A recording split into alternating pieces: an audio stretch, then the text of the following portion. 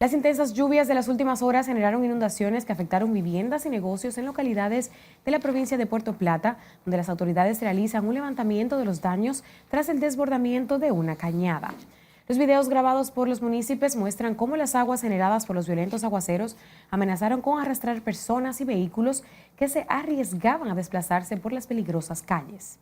La situación obligó a miembros de la Defensa Civil a realizar operativos preventivos, donde se desalojó a las familias que residen en zonas vulnerables ante el peligro de posibles deslizamientos de tierra, el desbordamiento de ríos o cañadas y el desplome de viviendas.